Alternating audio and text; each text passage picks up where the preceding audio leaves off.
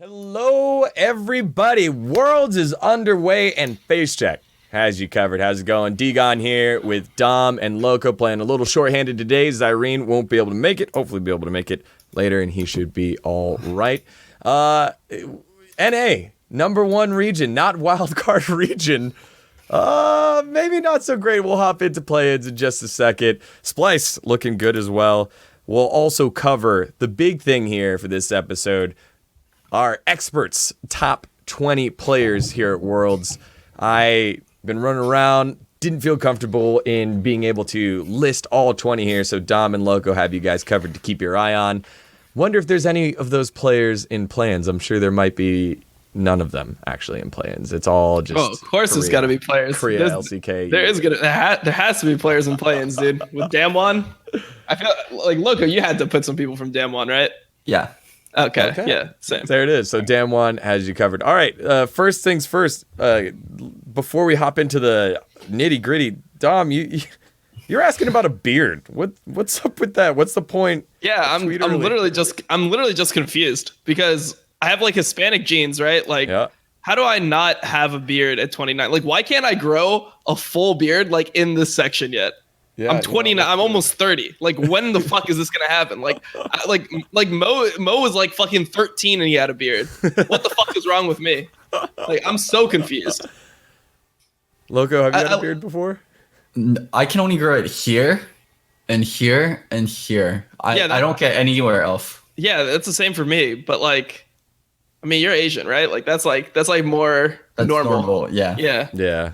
The Asian mustache. I thankfully am both Asian and Hispanic, so I'm able to make a connect now. All right. So I don't know how I'm going to make this segue connect, and except going straight into play-ins. Here we go. So the three-man play-in coverage here for you on Facecheck. Things got kicked off today. Clutch Gaming starting their dominant march to group stage. Not so fast. Unicorns of Love, Coach Sheepy coming in with just a game plan. I'm not sure. Is it Clutch losing or is it Unicorns of Love winning? What were you guys' thoughts to kick things off here? I personally think Clutch, I think Clutch had a really, really bad draft. Like, insanely bad draft. Like, if you see just their whole idea, like the first pick Renekton made no sense to me. I don't know why Renekton mid would be like such a priority for them. It doesn't seem like it. I feel like Renekton mid is like a counter pick to certain champions. You use it versus certain melees. Like, I remember Caps would use it into like Sylas, for example. But I just don't see why Renekton mid is the first pick champion. I don't think it's good. And then they ended up like banning a bunch of ADs, and the enemy team seemed fine taking a Heimer lane. So if you invest that much of your strategy into like first picking a champion that you're not even like getting that much pressure from it, you're not even getting that much control from it, and then you have a bunch of your bans also going towards bot lane, and then you're not getting advantage there, it's just like you've just completely lost the draft. So I thought the Renekton first pick was supposed to be like flexible. Yeah.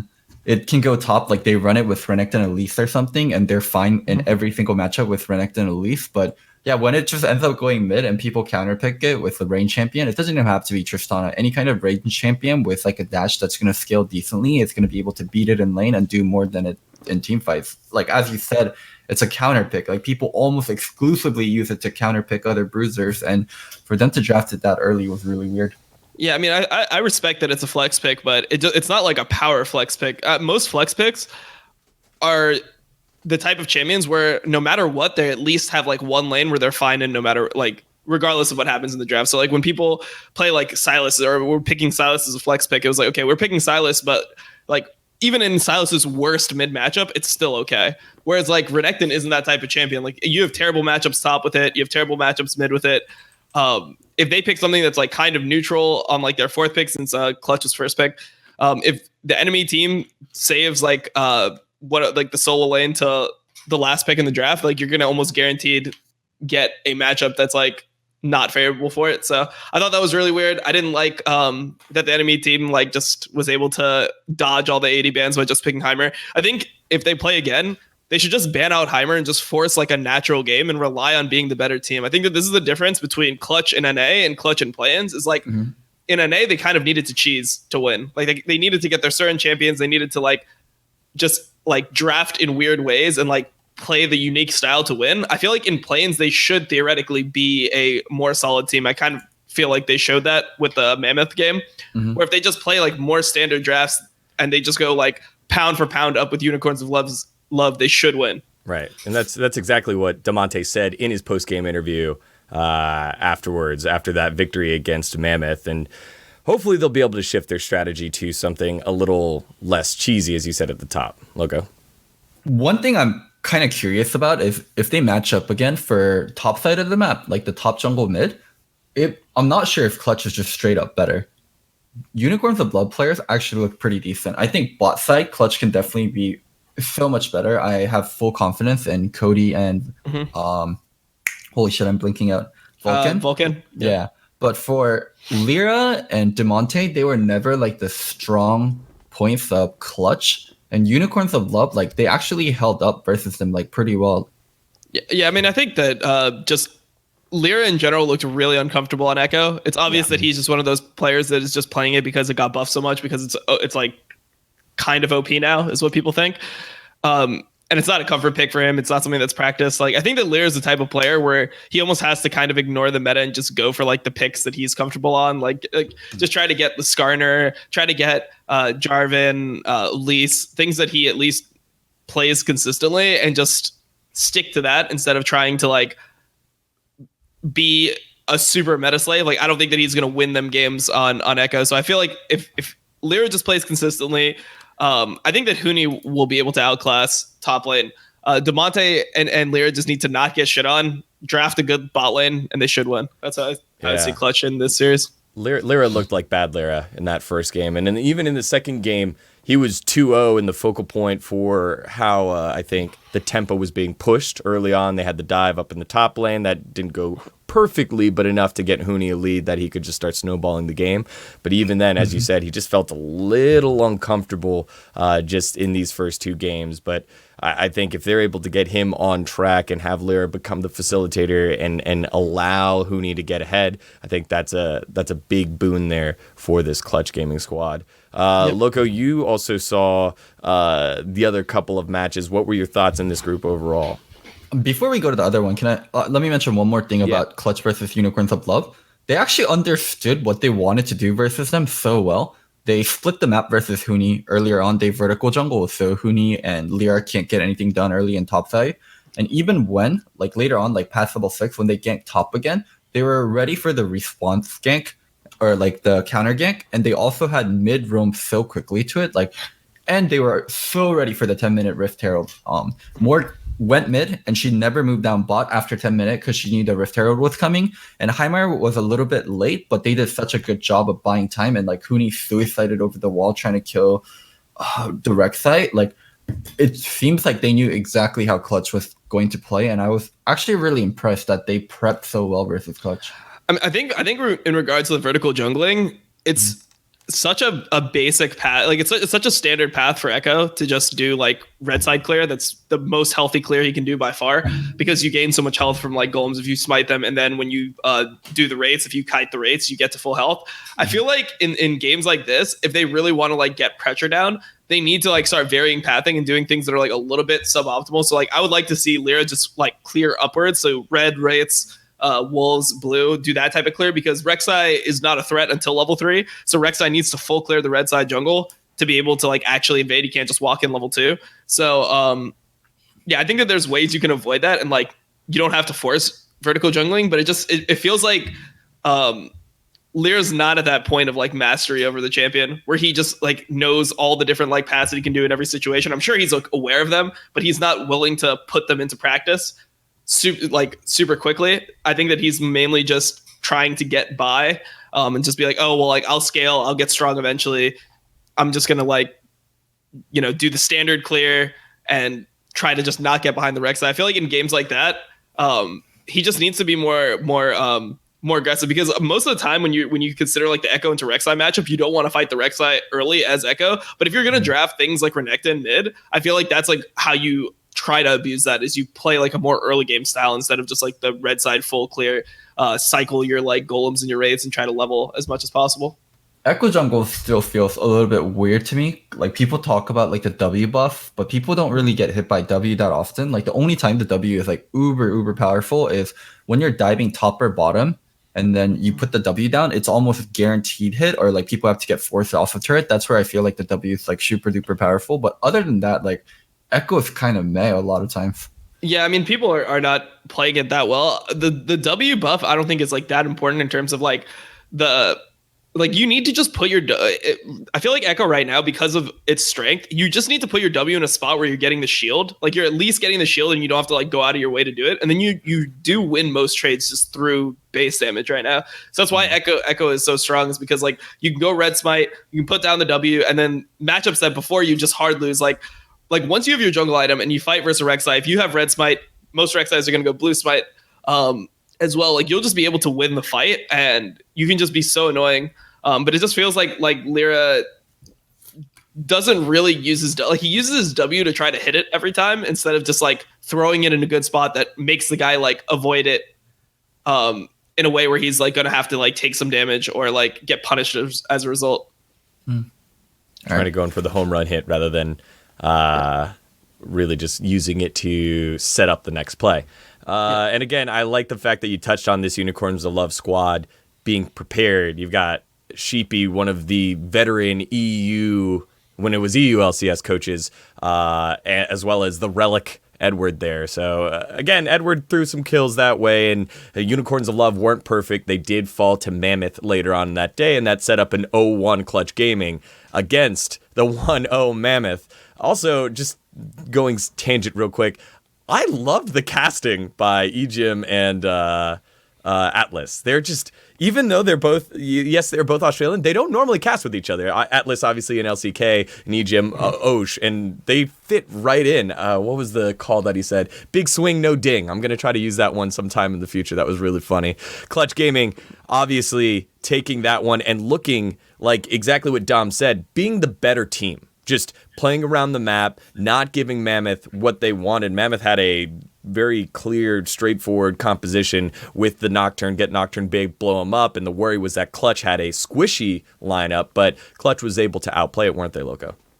I mean, for that to work, like you really need to get the snowball going. Like I thought the Nocturne Echo was kind of cheesy. I have no idea historically what Mammoth plays, and I think it was a little bit to kind of throw them off and to make Clutch uncomfortable. But there were just so many mistakes coming out later on where it didn't really matter. Like once Clutch started getting dragons, once Clutch got Baron, like it felt like Mammoth had no shot.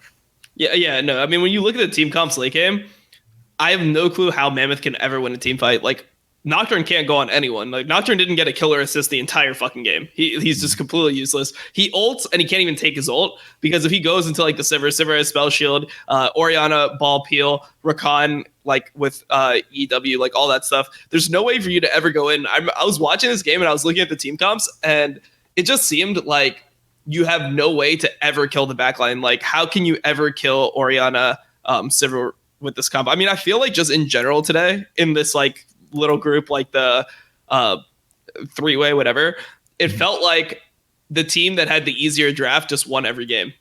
That's how I looked at this group. It was like every time that a team tried to like get fancy, pick something like a little like different, they just end up losing. So yeah, I don't know. I thought the drafting was weird that game from Mammoth. It just didn't seem to make a lot of sense. I think more so than like people playing out easier comps for especially the Clutch Gaming versus Unicorns of Love, like that isn't like a really easy comp, like where you have Rek'Sai, Nico, Morgana, Heimer, Triss, like you don't have any kind of hard engage and you don't really have tanks, like so you have to flank really well, you have to set up team fights really well. Like it's more so like everyone was so mistake prone today.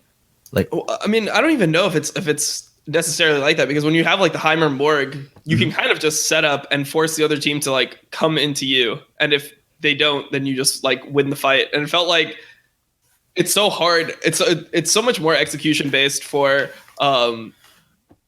Clutch to be able to like get the Renekton Echo into that team comp. Like that's such a hard team comp to play either of those champions into. Like you try to go in and Huni's Akali. It's like the only thing you can do is hope that Huni doesn't get like blown up and he can stall in the back line long enough for people to dive. But I mean, essentially you have three champions that want to dive: Echo, Renekton, Akali, and then you have a couple champions that are really, really fucking hard to dive. Like Morgana, really good against diving with like ult, Black Shield, all that stuff. Heimer, really good against diving. Triss is really hard to dive in general. It just like it seems very, very difficult for them to execute in that game if they don't just smash the early game.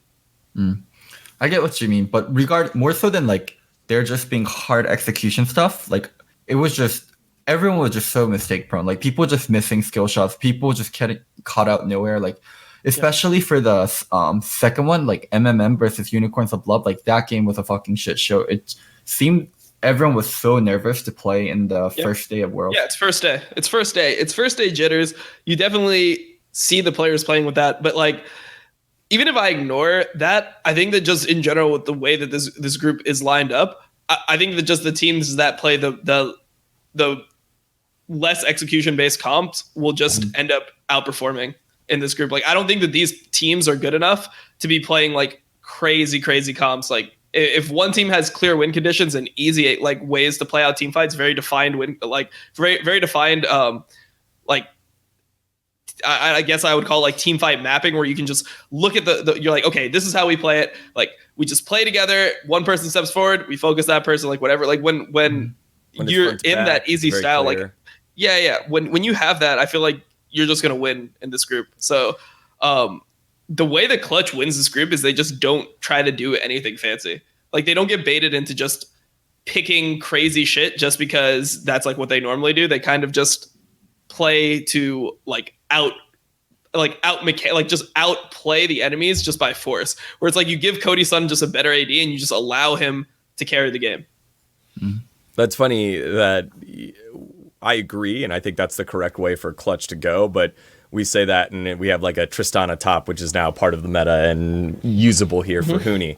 I do want to kind of touch on the fact that we've talked about misexecution and do commend our North American representative in Clutch Gaming to be able to bounce back after what can be perceived as an embarrassing loss in that first one, especially from Lyra, who was 1-5 in that first game, then ends up 5-0 and felt like he was pushing the tempo. What were some of the mistakes that Mammoth were making that Clutch was able to capitalize on in that very slow, methodical game?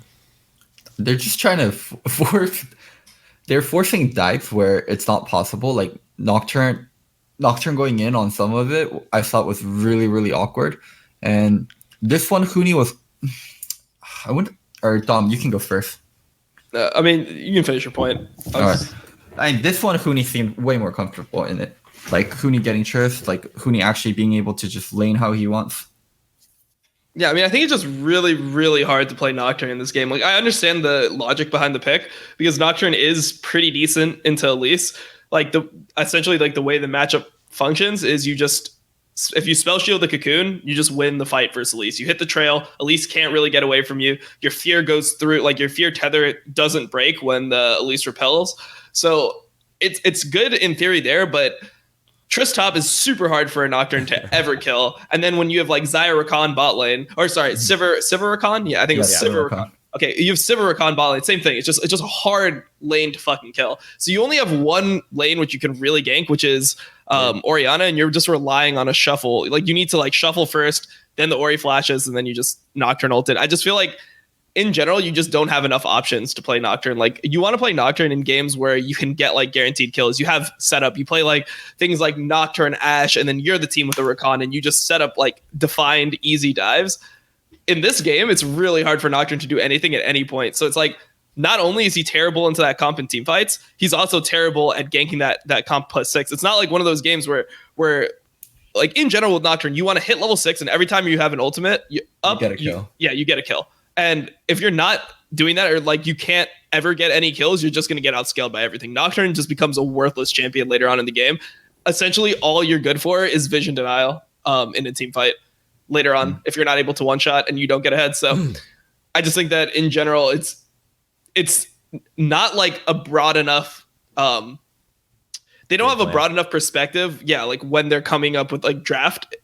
Like in this game, it just seems like they're just, Nocturne is good into Elise, and then that's just where the thinking ends. So for the earlier Triss point and earlier the Huni point that I wanted to finish up was Huni, actually like got to play like the game he wanted to play, which is like win lane, like take turret first, like get Rift Herald, use Rift Herald topside, and he just looks like a different player when he does that. And I'm curious if he can do it versus the rest of the play-in teams he's going to meet. It seems like Unicorns of Love is able to stand up to that. And God forbid they get second place. Like I feel like any kind of first seed is going to be able to match him in that. Yeah, I think that's definitely the thing. I mean, that game, it's just so free for him. Like he never has to really worry about anything. It's not like a Karma Nocturne is going to kill you ever as Triss, unless you're just like aggressively Wing in when Nocturne has ult up. There's just no way you're going to die. So that's just a perfect situation for him to just do whatever the fuck he wants, because he doesn't have to worry about getting ganked. And I feel like that's Huni's big flaw is, since he plays so aggressive most of the time, he's really prone to getting ganked. So if you give him a matchup where he doesn't have to worry about anything, then yeah, he's going to have a good game. Yeah, and you touched on it. It's when you're Nocturne, you want to get that first ult off and get the chain ults going, and you're big enough to delete people. And they did set up a mid lane play triple and Babip for Mammoth. And immediately, as soon as Paranoia went down, Damonte was able to flash the shuffle before the shuffle hit him. And that was basically the end of Nocturne aggression, and everything after that was a defensive Nocturne ultimate. And that led to Clutch being able to move that one out, except a dicey 1 HP Baron. smite Baron. Oh, God. Yeah. That was awful. That was pretty bad. I mean, it never felt like it was just a Baron where you saw it get stolen. It's like, okay, now we got to wait another 10 minutes for the game to end. It didn't feel like it actually meant anything, because even with the Baron, it's like, what can they ever do? They're so outcomped. There's no way they can ever get to the backline. Like they pretty much need Damonte to fuck up terribly and miss position, and they need to like one-shot Damonte before like the fight. If Damonte is up and he's just shielding Cody's son and they're just playing front to back, they can never win. So. And we talked about how nervous they were, especially because they're down 0-1. And then if they lose that game, they're they're 0-2 on day one. So when that Baron got stolen, I could imagine like some of them being so fucking scared. Like we're just looking, like chilling from our own houses, absolutely like, looking at this. But yeah, they played the whole game. They're probably dying. They did play scared. Like it was so obvious by the way they played. Like even like they are so far ahead. There's no threat, and they're just so afraid to even hit the turret, like when they're sieging the inhib. It's like they can literally just walk up with like Orianna shield on the Triss and just have the Triss just take the turret in front of them. But they're still like skittish, like, okay, one auto here, one auto there, like trying to chip at it bit by bit instead of just being like, hey, we're just stronger. Like if that was a regular season NALCS game, I'm pretty sure that they would just have been more like willing to just like take the minimal risk to, end the game. Yeah, and Damonte's only death came at the very, very end of the game, while the rest of the team was taking the base. So double AD carry means those towers were not long for this world. So Clutch Gaming finishing the group 1-1 on the final game of Group A. Just want to get your light feelings here after we've seen all three teams play each other. Clutch is going to be okay, right, guys? I think they should probably win the group. Oof. I agree with Stom. They should win. I think if you're still worried about Unicorns of Love, right? No. I think if Unicorns of Love beat Mammoth, I would be pretty confident in saying Unicorns would finish first. I think their top side of the map is actually really good. Edward was like the player I knew, and I expected more from Edward. Edward was actually kind of not that great in the first game, and second, he wasn't the greatest either. So Edward, actually, I have no kind of like faith on, but top side of the map, I trust a lot, and I want to see more of.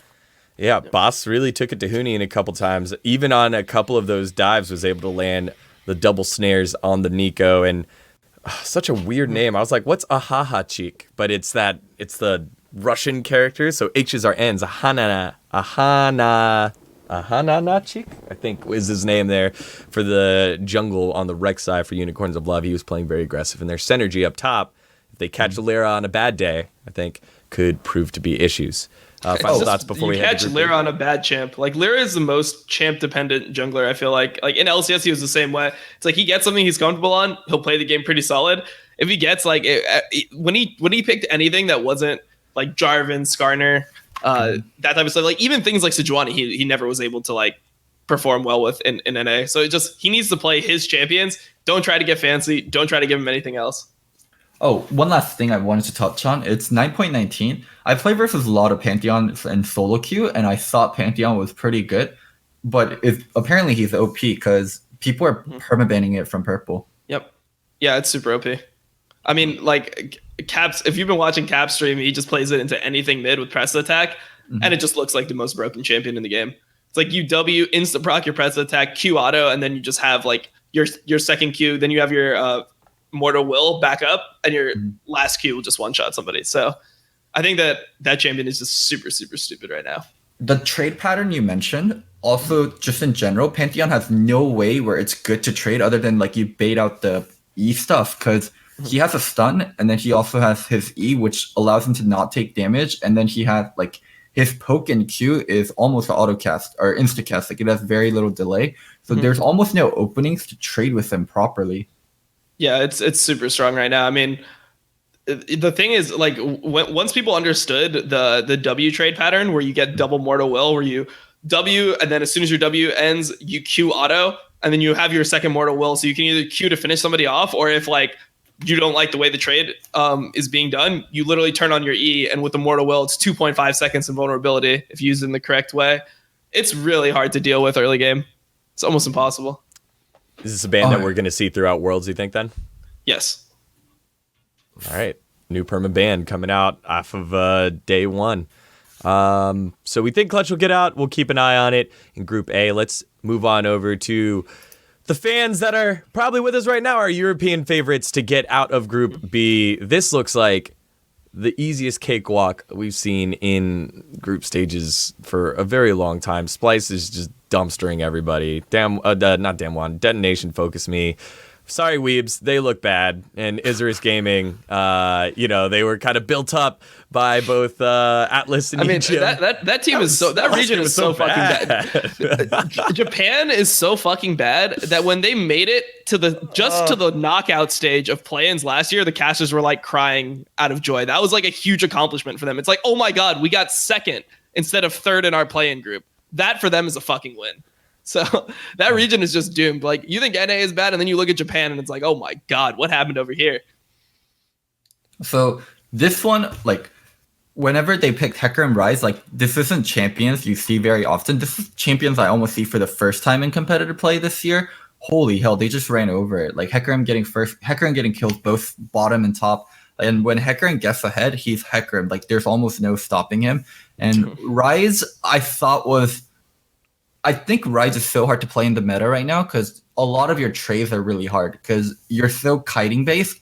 But if people are able to get onto you and then range champions, you're just able to straight out trade the Rise, and you're so dependent on being able to dodge properly, being able to kind of keep distance with Empowered W.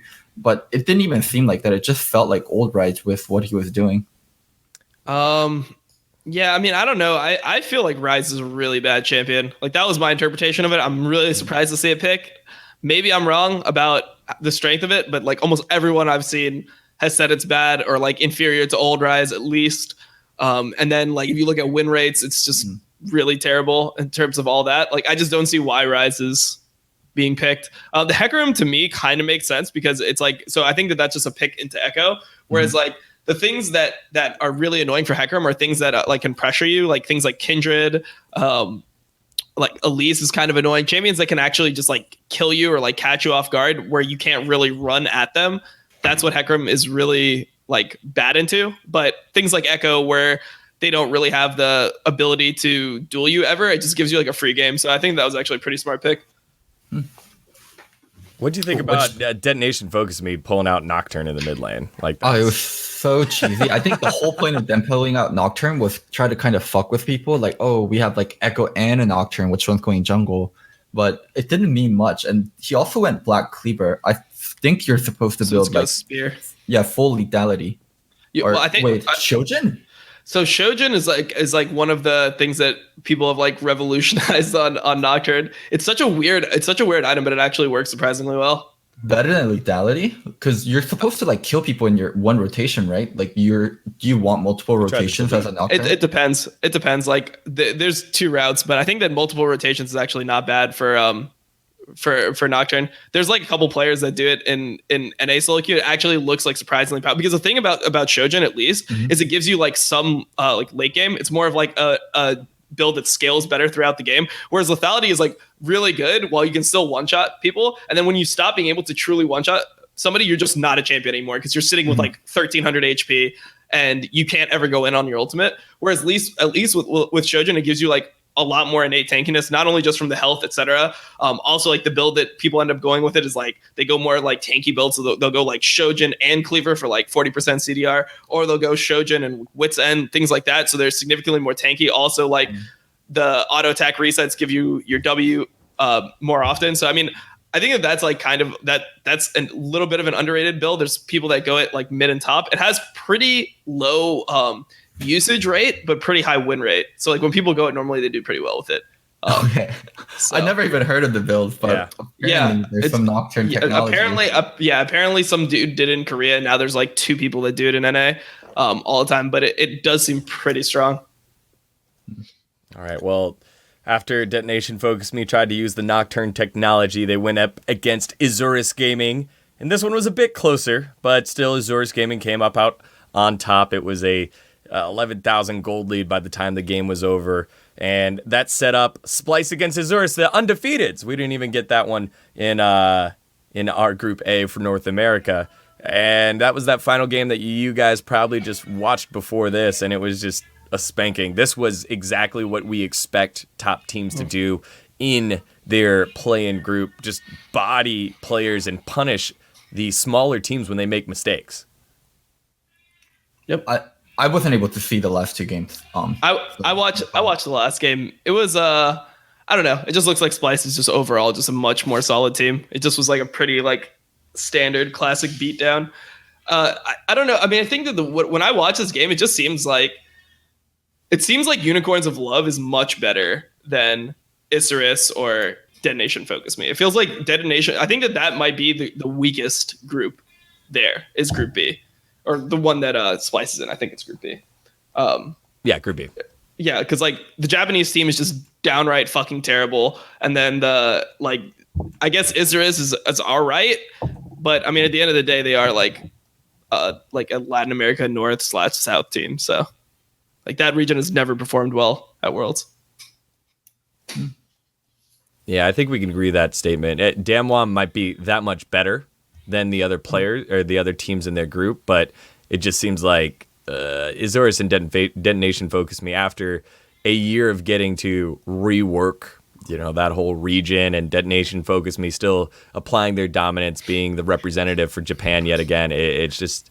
I mean, we said it last time. It's the same fucking players. Like I don't care. Like I don't want to see Detonation Focus Me Saros like ever at Worlds again. Like please just give me someone new. Like I don't care who it is. I just don't want to see this guy like continue. Like he's a Diamond 4 50% win rate Heimer one trick.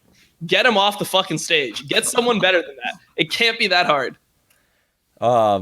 Quick side note, just because this is the only time I'll probably ever be able to bring this up. During the spring to summer off season last year, we got to go to Japan. So myself and a couple of other Golden Guardians members went to Japan, and so we went to go. Was there anyone there? Are there only like 5 people that live in Japan? So let me tell you, it's like it was like a PC cafe. It was a PC cafe that got cleared out, and there were seats, but there were no seats forward of the camera. So it's almost like you get to watch the production of the show, but not be part of the show. And there's this massive like pillar in the way, and then the press were in the far back, which there was actually press. There was like 10 or 12 different outlets there covering the finals for their spring split, but it's just not there. It's just not there for LJL. I'm sure they have a player base. It plays in the PC cafe, but Japan just has a little bit more of a console. For sure. I would literally rather watch Saligo at Worlds than watch Deity FM Saros another match. I'm sure Max would do great. No, he'd be Faker if he went to Japan. Yeah, he would actually just be Faker. That's so insane. Yeah. Holy fuck, that region is doomed. So we'll get to see the depths that Detonation Focus Me drop themselves in a couple of days. Do we want to take a look? Yeah, go ahead. Wait, I want to mention one more thing about LJL, because you know how we have a lot of weebs and we have a lot of people like that are obsessed about Japanese culture. I'm not even joking. There's so many players. I'm not going to personally mention who, but there's so many players that wanted to go over to Japan to kind of retire on their like final year or two. And then they hear about the salaries and they're like, oh, nope, I'm not going. And then there was one team that was actually able to offer a player like pretty decent amount of salary.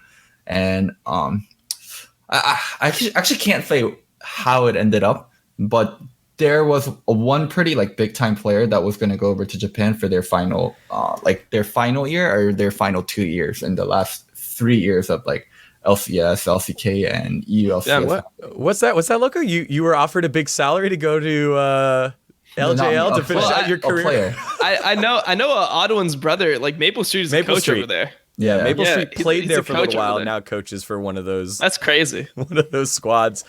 And he's happy with it, I guess. Yeah, I mean, I feel like it'd be like chill to be over there, but in terms of like being a competitive region at Worlds, it just doesn't seem like it's even close. Like there's no like that region seems so doomed. I mean, you literally go over there to just experience Japan. There's nothing else it could offer you. I just feel like there has to be some way that they can be getting better practice, right? Like their ping, like what is Japanese ping to Korea? Like I'm sure that they could like buy an account or some shit, have secret accounts and play on Korean server and like get some type of practice.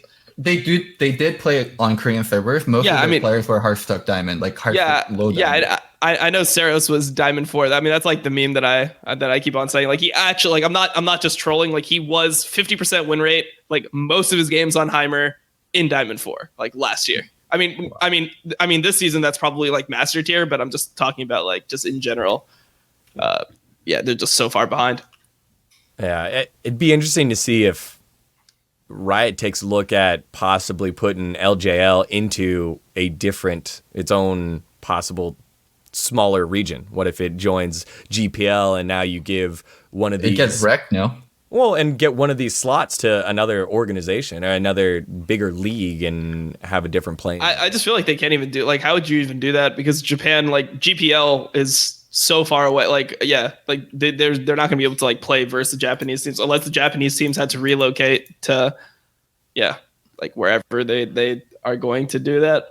And they also talk about how much they want to develop the regions and they want to give them like a road to Worlds. Like if you group them with GPL, like that's why like Riot wants to have wildcard teams. That's why Riot wants to have play-in teams. If you group them with GPL, that just kills the region in terms of like world representation ever.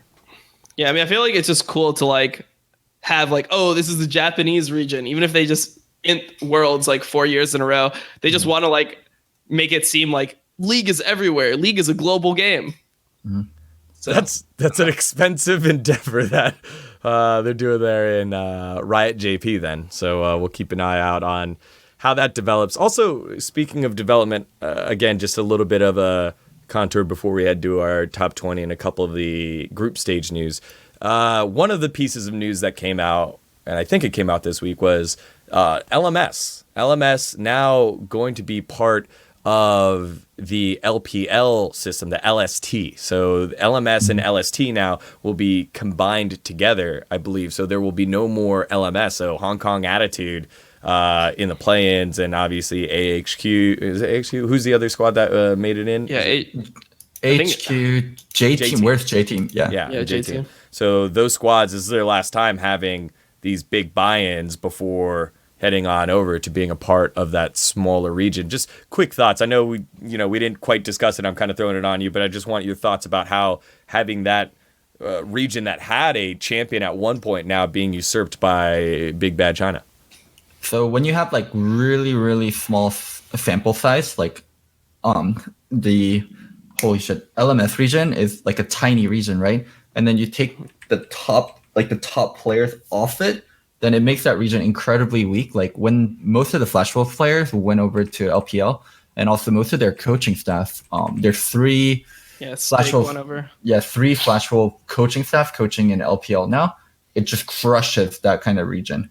Like if the top 10 NA players died, next year NA would be absolutely fucked. But if top 10 European players died, I feel like Europe has enough talent where people would eventually rise up and fill those gaps. So like regions like LMS, them getting their absolute top talent poached makes that region so weak and like so heavily damaged. All right. Yeah, I pretty much agree. I think that LMS is just like they're a region that it seems like is like devolving almost. Like it doesn't feel like LMS gets stronger every year or anything like that. It feels like they consistently are shit. Like they like they're barely making it out of groups. Then they were never making it out of groups. Now they're worse than even fucking NA. It's just not even a major region anymore. Like they need to do something about it. Yeah. All right. Well, they did do something about it, and farewell to LMS. Thanks for going on that tangent with me, guys.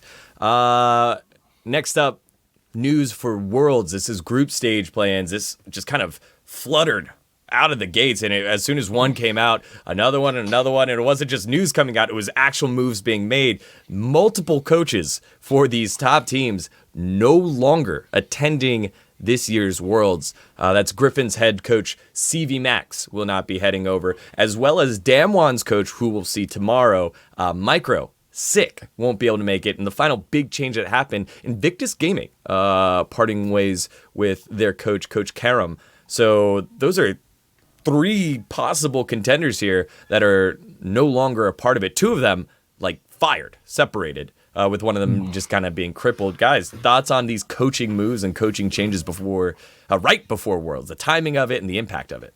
So I'll talk about IG and the Damon one in like a kind of same group because I don't think those matter that much. So for IG, there's this old player named Mafa. He used to be on StarTale. He used to be on KT. He's been there for a while, and he's been doing a lot of the coaching after Coach Kim left, who was the Worlds winner when they won Worlds. Like after that, Coach Kim left, and then Mafa has been taking over. I know they had a new coach coming in, but that new coach didn't do as much as Mafa. So I don't think it matters that much for IG. And then also for Damwon, so I know their head coach isn't going with them, but this head coach, like it's been getting kind of muddled, but head coach title in Korea is very different. There are actual head coaches that coach, like Goma is a head coach that coaches, but this is a head coach that isn't like a coach. He's more of the middleman between the front office of Damwon and then the coaching staff and then the team of Damwon. So this is not a big deal for IG or Damwon. For Griffin, it's an absolute huge deal. So, yeah, I was really surprised. Like it's hard for, well, obviously, like I don't speak Korean, so I just have to rely on like translations and stuff of like videos, and like it's kind of hard to like piece it all together. I just don't know if this is the truth. I can't imagine that a coach in Korea takes a challenger team to 3 finals in a row and then Worlds, and then they just get benched because that's an underperformance. Like I can't believe that there's no there had to be something else that like made that more legitimate, because no other team has done that, right? Like none of the other Korean teams that have had much worse. Like Griffin has probably been the second or third best performing LCK team over the last year and a half. How could they lose their coach to performance issues right now? It just doesn't make sense to me. I know there was a little bit of conflict between Griffin players and Griffin coaching staff. Not more so conflict, but because CB Max brought them up from the very, very start. So they don't really talk back from what I heard, but they feel like, oh man, this is so harsh. We practice so hard, and he's very strict on how he wants the game to be played. So I heard there was conflict regarding that, and I thought that would be the news that comes out. But CB Max went on Africa, and he went on a bigger streamer's channel. It's like if someone got fired and then they're like, okay, I'm going to go on Dom's channel to talk about this. And then that's what he basically did. He got fired. He went to a bigger streamer's channel, and then he talked about it. And he's someone that shoots straight from the hips. I played with him in solo queue, and I also heard of him when he was a pro player. He's very stubborn, and he just does whatever the fuck he wants. He was this idiot that kept playing Wukong jungle, and I would argue with him all the fucking time. I would tell him to play different shit, and I would pull the I'm a pro player card, you're a nobody, just fucking listen. He's like, no, you shut the fuck up. I'm just gonna do whatever the fuck I want. And when he went and said his piece regarding why he got fired, he was very honest. The kind of the expectation from Griffin ownership, and him telling them, no, this is bullshit. Because it wasn't him getting fired before Worlds. There was pressure on him before, and when there was pressure on him before and pressure for him to resign, he says, no, I'm doing fine as a head coach. My performance is more than great. Remember where we started out as, and it's been an ongoing thing. Yeah, I mean, I just one of the comparisons I saw people make is it's the same thing as if to me Reaper got fired, where it's like, oh, you keep on making like finals, but you never win. And then C9 is like, that's not good enough. We fire you. Like, it just doesn't make sense to me. So I feel like there had to be something else. Like, I think Degon might be muted. Oh, hello? No. Okay. No. Yeah, right. I was just saying anything. I was going to say it makes sense if someone like Reaper and Cloud9 get fired after years of kind of being there at the very end of the season, not right before Worlds. Like, the timing of this is insane. This seems insane that would happen with these coaches. Yeah, it just doesn't make sense to me. It feels like there had to have been something else. I can't imagine it just being only performance. It's like, yeah, like second is not good enough. It's so bad that like, because I mean, to make this decision based on performance, that means that they would have to think that there's someone better, right? Like they would have to have like a replacement. They'd rather have somebody else coach besides for this guy. I can't imagine it being anything else. Like, I don't think that it's like, oh, you're such a bad coach because you only got second. Like that, it just doesn't make sense in any other context besides for there was some issues between like him where like I guess they just like didn't like him as a person or something. I think ownership. What is it? I think it's ownership having unrealistic expectations and like them, like because they did so well from the very beginning and then they've been so championship hungry. They're like, this is underperformance. Like our players are the best in the world. Also, another thing like very unique about Griffin is. Griffin has like an academy system where they'll raise up players and then they'll just sell them off to LPL teams. And the kind of money I heard they were making from that is unreal. It is like high 6 digits for like just extremely young players that have almost no stage time like getting sold above 500, below $1 million. Damn, it's crazy. So they've been killing it in other aspects other than just like getting finals and LCK. Like they are actually generating revenue as a pro team, which is incredibly hard to do. Do you feel like that kind of money, and that kind of financial success is what drives the almost irresponsible expectations that maybe the ownership has here? Are we going too far speculating here? Well, so I don't want to speculate because there's stuff I know about Griffin and there's stuff I have no idea about, right? I don't even know their ownership. I've never met their ownership. I never talked to their ownership. I know who CV Max is and I've heard their interview and I also know they make hella money from like being able to sell their academy players. So like that's where my information ends. All right. Well, coaching changes abound here for Worlds. We'll get to see the first team being affected by it. The one that has the least impact, according to Loco, Damwon, in this next Worlds Day. Okay. Any other Worlds news that we wanted to hit, guys, before we hopped into our rankings? What is wrong with like the World Song thing? Why is it not out yet? I just don't know why anyone cares. Yeah. That's like, isn't half of it out already? I never get hyped for any of the World. It's just such a weird like thing that I don't know. It's just so strange to me. I'm not like extremely hyped about it. I really love the Nikki Taylor one that she did, and it gets you kind of in the mood for Worlds. It's like when Halloween, I guess not Halloween songs, more so like Christmas songs come on the radio. Like you're like, oh, it's Christmas. Like, oh man, I should start planning out my Christmas. Who I'm gonna spend it with? What kind of gifts I'm gonna buy? But yeah, like World Song is kind of that. Like it means, oh, it's the start of the World season, and it is really weird that it's not out. Yeah. I mean, for me, like I don't even consider like play-ins really Worlds. Like I consider this the international wildcard qualifier 2.0. So as long as they get it out before like the actual Worlds starts, I think it's fine. But that's just my perspective. Maybe that's the game plan here. I will say though, it does seem pretty annoying to see how much Twitter's complaining about it. I just like there are so many. I mean, I just didn't know anyone like it's such a weird thing to me because it's like, what does the song matter at all? Like I only care about the games. Like are we here for the competition? Like it's not like a fucking like it's like I feel like that just makes it more of an event and less of a competition. It is an event, though. Worlds is an event. Like I will disagree on that part. I agree with you that people are blowing it out of proportion, so you don't really care. But I disagree with the fact that Worlds shouldn't be an event. Like it is. Does anyone actually watch that shit? Like I don't start watching Worlds until they like get into draft.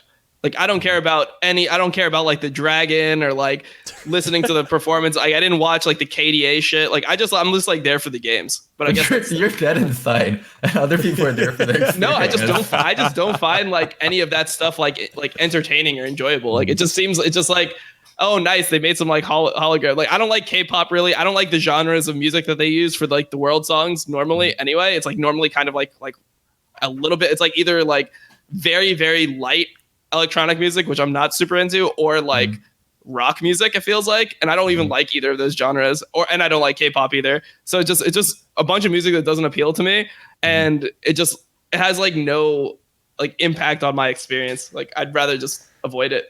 So my point of view is closer to yours than other casual fans, but I can definitely see where casual fans are coming from and why it's important to them. Okay. I will say that the segment of, is that a dragon? How is it flying in the air? It landed on the ground and people are getting out of the way. Holy shit, look at her back. It's like broken. That whole segment of things that happened for Worlds that 2017 that like got them the Emmy, that got eyes that normally wouldn't be on League of Legends was a spectacle. It was a spectacle along with the matches and going all the way to 5 games and Samsung beating Faker and Faker crying. Like all those are part of the spectacle and that aren't even the game itself, you know? So I think... Yeah, I mean, I've just always been like that with everything, though. Like, I'm not the type of person that watches the NFL, and like, there's people that are really hyped for like the halftime show at the NFL, right? Like, that's like a huge thing. That's fair. And I've just never cared about any of that. I'm just like, who's gonna fucking win? Like, that's what gets me hyped. Like, who's gonna win? Like, I would literally rather see like an analyst segment than like listen to some music. That's fair.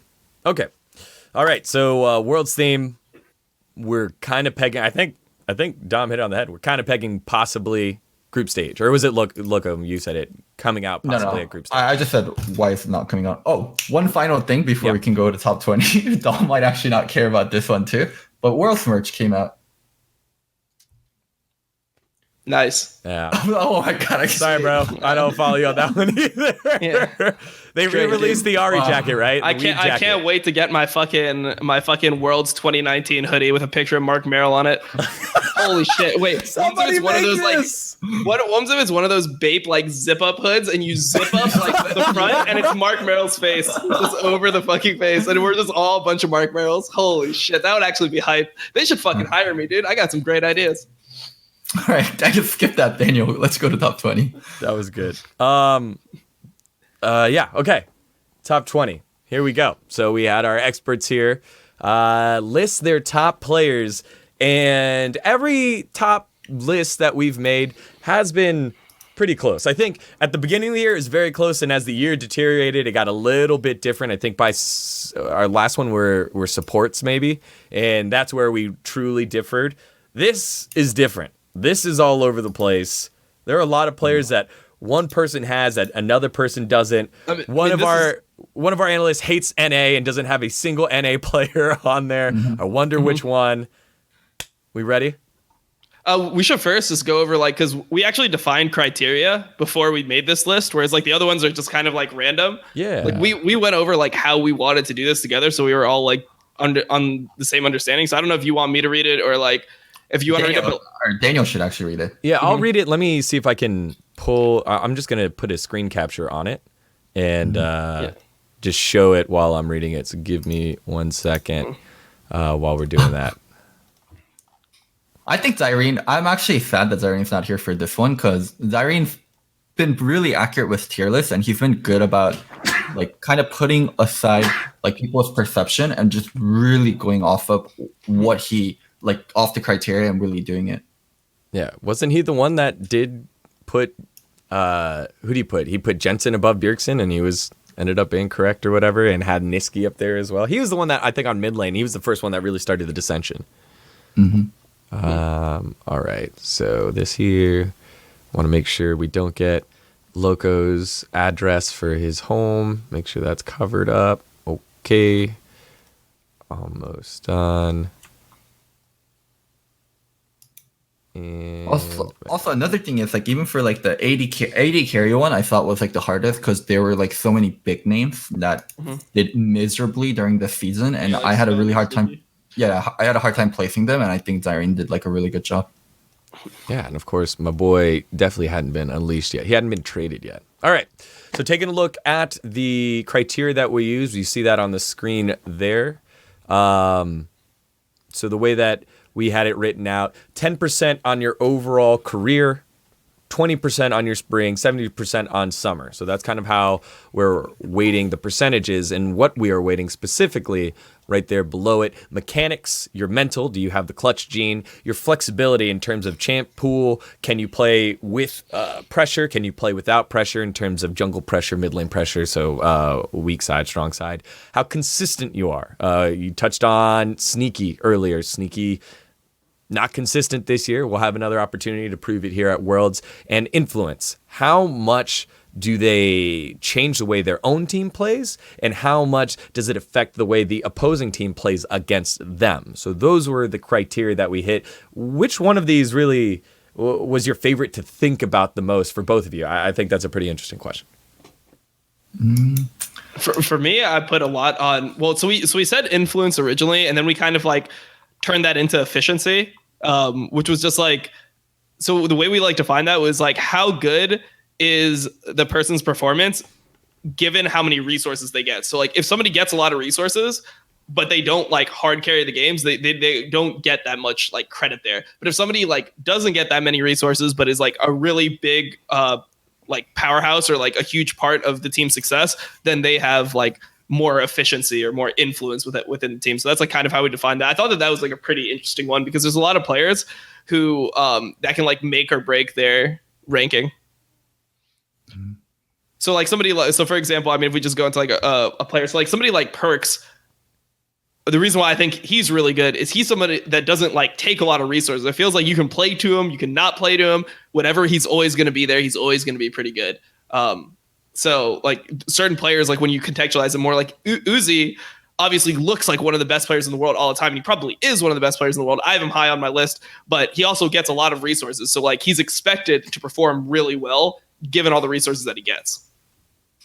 Loco, how about you? Which one of these were you, I guess, which one did you have the most fun kind of taking a look at here? I mean, I kind of agree with Dom. So instead of influence, we changed it to efficiency. And I think efficiency is like a really interesting one. So players like Impact, who get like no resource, but he's always efficient, always does his job. Like you get bonus points compared to players like Huni, who gets all the resource and he's always carrying. So yeah, I think efficiency is something really interesting to think about. And like, for example, like in a list like this, I would have Impact as a more valuable player than Huni, even though Huni probably carries more games than Impact, because he needs a lot of resources and he does like either int or carry, whereas like Impact is like always good with no resources. So like that's just something that I feel like will define like my play. This is something that I'm going to be referring to a lot to like justify my position on a lot of these players. So there's people in the chat that's like, that's BS logic. Someone who is not good enough cannot handle the resource in the first place. The thing that's been happening a lot, it's kind of like NBA, where people are just like, superstars are grouping up and we're making mega teams. There isn't enough resource to go around to everyone anymore. It's not like most teams used to have like 1 or 2 star players. Now the absolute best teams have some of the best players in the region, like almost all on the same team. Me too. All right, well, last tease here. Loco and Dom, guess who you think the other person put as their number one? Just off the top of the head. I think, because you guys definitely have different number ones. You have different number twos, different number threes. And those top 3 players for each one are not in the top 3 at all for the other person. You guys have 6 different players in your top 3. All right. Yeah. Tell me what region Dom first player is from, and you can also tell Dom where my first region player is from also. Mine's Korea. His is Korea. Loco's is a giveaway if I give that. What? No, you can tell him what region. EU. Okay. So I think Dom's is either Klid or Tarzan. Okay. Ooh, okay. True. Dom? EU? I don't know. I mean, I wonder if he's just gonna put Yankos like the ESPN listed. I don't know. It's hard to say. I mean, maybe he puts Perks there. All right, here it is, the reveal. Bam. All right. Do I need to screen share for you guys to see, or can you see it on stream? I can see it on stream. Okay. Yeah. All right. So it is Tarzan and Perks. You guys guessed correctly, but Perks number 1. Holy fuck. Perks number 1. Klid Naguri. Therefore, Loco, Tarzan, Faker, Doing B. That seems to be... What the hell? Khalid is 16 on yours after Core JJ? Oh my god. It is, this is a crazy list. Let's go at it. God. Yep. I think the best way to try and take a look at this is to go at it one at a time. Let's go through Dom's first. I'll slide Loco's off the screen here so we could just focus on Dom's. All right, so Tarzan, like what? So one thing I'm going to refer to for this is like we said it was 70% off summer, and I feel like if we're going 70% off summer, Tarzan has just been like a monster. Like he's just the jungler that he will get an advantage every single game. I feel like his pathing is the best in the world. And yeah, I'm just like a huge fan of just the way he plays. It seems like he always has a good pick for the game, always has good pressure for the game, and he's just like the real catalyst for me behind Griffin's success. To me, he's the best player on that team. And just like individually, I think he's the strongest in terms of that. Faker number 2. A lot like some of this is career, but when you go through like all the criteria we had, like consistency, like he's always fucking clutch. He's always consistent. He has a wide champion pool. He always has a ton of efficiency. Like you can play to Faker, you cannot play to Faker. It feels like, especially at Worlds, he's always good. And even like this split, like he was such like a clutch player. It felt like there was so many games. I think he was undefeated on Nico, at least for like a huge portion of the split. And it felt like every time that it felt like they were going to lose, he would be able to get a huge Nico ult and they would just suddenly win. They would get Baron and just like win the game from there. And then number 3, Doing B.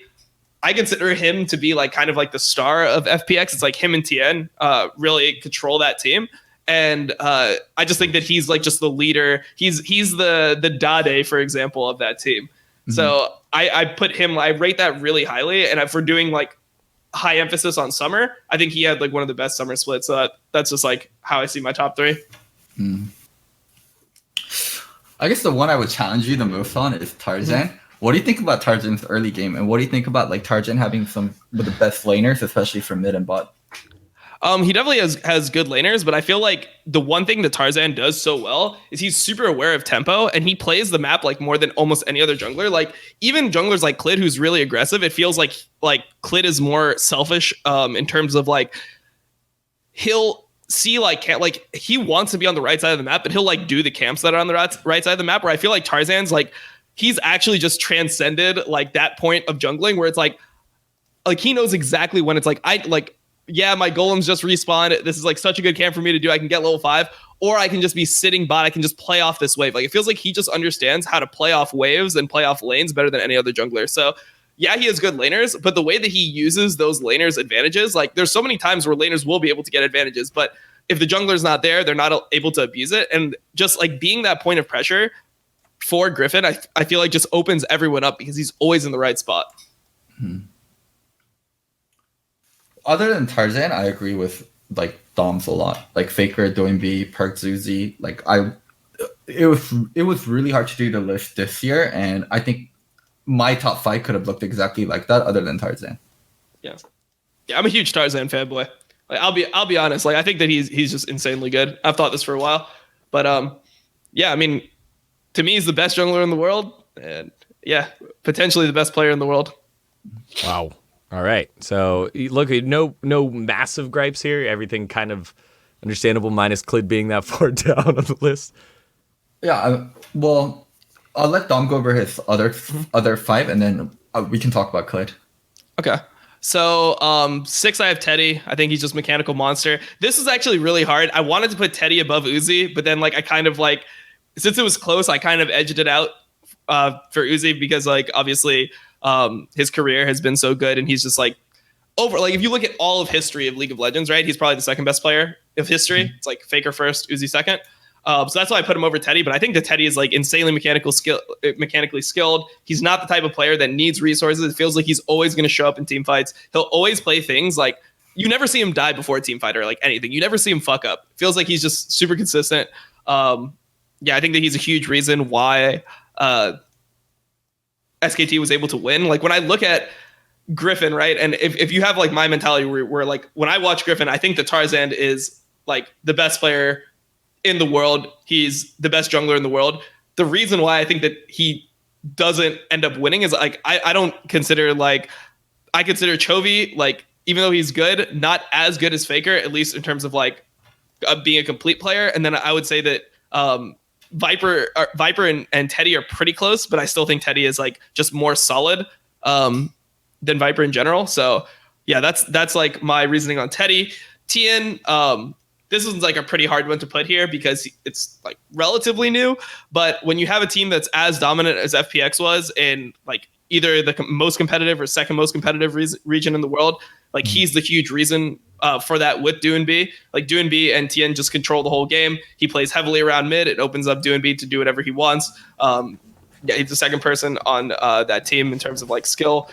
Viper, like really mechanically gifted. Probably maybe the best Kai'Sa player in the entire world. Just feel like he's just one of those mechanical god players, and he's a little bit more like open with his champion pool, even though he hasn't shown it that much recently. Like previously, he was really good at bringing out things like Vlad and playing like different champions in the bot lane. We haven't seen it that much recently, but I value that really highly in a player. That's why I have Perkz at 4th, is because I just feel like, yeah, maybe like in terms of being a true AD carry, Perkz might not be as good as Uzi or Teddy, but the fact that Perkz is so innovative with his picks, and he's such like a big part of G2, he's like the main leader of the team. Yeah, that's like why I just have him like above these other players. Rookie 10, this was like kind of weird. Rookie 9, this one was a little weird for me because I'm giving like a lot of credit. Like I'm probably going more than like the 10% on his career here. Like he didn't have a great summer by any means. He picked it up at the end, but yeah, I mean, he's the former like, you know, world champion. Was probably like either the best or second best player on the team with the Shy. Previously, I would have had the Shy higher, but I thought he had a pretty bad summer split. And yeah, I believe that he's gonna like play well at this Worlds. If it's 70% summer, yeah, JackeyLove has to be above Rookie, no? Yeah, exactly. So that's like where it's tough, because if we're going based off purely that, sure. But when I look at like all the other things that we're like trying to consider, like efficiency and clutch factor and things like that, that's like where I feel like Rookie is just that player. You know, he's been good for so long.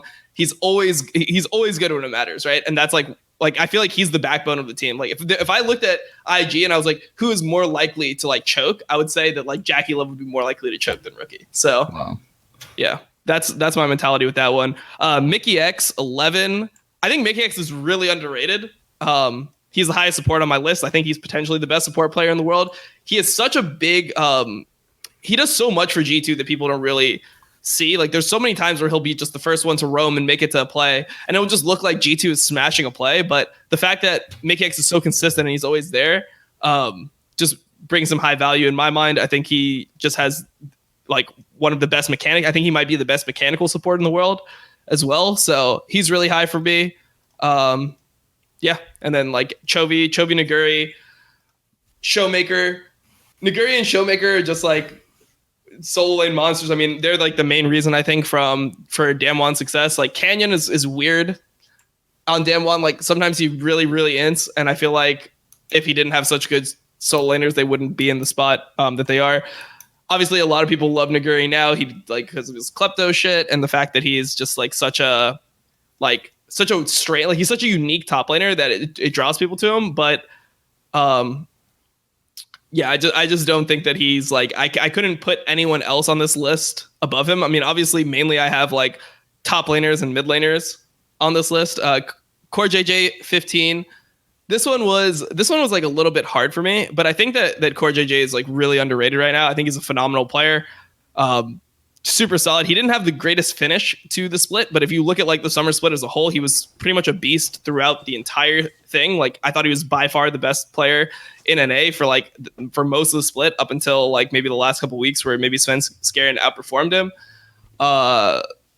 Yeah, Clid was hard for me to rate here because he does do a lot in like the early game for SKT, but then I look at his team and his team is like so good, I can't really accurately assess like how much of that is him and how much of that is playing on the team. Like when you look at anyone else, right, you give another person those laners, you give somebody else Khan, Faker, and Teddy. It's like that seems pretty fucking good to jungle for. So yeah, I'm not sure on Clid. like maybe he deserves to be higher than this, but I just didn't know. Definitely like, have him too low. Like, I don't know who I would like replace him with. Like, where could I put him besides for this? Like, I wouldn't put him above someone like Tien, for example. So, I mean, I guess the highest I could put him would be like 8th. I'm not sure. Caps. I don't know if I should have put Caps on this list. I kind of felt like I had to put Caps on this list at 17, just because he's been so good for a while. But like this summer split wasn't great for him. It's kind of like the same reason I didn't have Wonder on this list. Is because I feel like if you look at Summer Split as a whole, like a lot of people forget like a lot of the games he had, because he had some terrible games. Also, they did a lot of like troll picking, and mostly the troll picking was the top lane. So you had him play like that weird game of Annie. He played the kha'zix top game where he like pretty much completely lost the game for his team. He had the Smite Soraka game. I don't know. It was just a weird fucking split for G2. They trolled so many games that it's hard to say. But even like in finals, for example, I mean, there was the whole joke about like the fact that he was playing WoW, but he did get solo killed by Whippo a couple times. It didn't look like he was just the dominant player he was before. If this was spring, I would have probably had him top 10. Summer, I don't even have him on the list. The Shy, I'm literally just putting it here because I feel like you have to put the Shy on the list. Like everyone has the Shy on the list. Like he was insane last season. This season, he was not so great. Yeah, he was pretty fucking bad. Like he was like inting a lot of games, right? He was inting a lot of games, but he's still the Shy. He's still like an aggressive player. It's like I'm giving him the benefit of the doubt, putting him on this list. And I guess the player I want to talk about is Impact, right? Like a lot of people are gonna be like, oh, what the fuck? How's Impact on this list? If you look at all the criteria, like he had a good summer split, right? Like he was like carrying a lot in this summer split, especially early. Yep. Yeah, especially early. He was just like, and then if you look at Worlds, everyone always underrates Impact, and every single time you go into Worlds, everyone says, oh, Impact's going to get shit. What happens when Impact plays against the best top laners in the world instead of these other top laners? Like, he always does well at Worlds. He always is super solid. And if you look at like the results up to this point, he's had a good summer split. He's had a great career in terms of like what he's been able to like accomplish and how well he's played individually at Worlds. And then if you look at the efficiency of him, he's somebody who gets no resources and is always doing more than the enemy top laner. So yeah, I think that he's very, very, very, very good. I guess the ones that you left out that I would want to ask about is the first one is Jankos.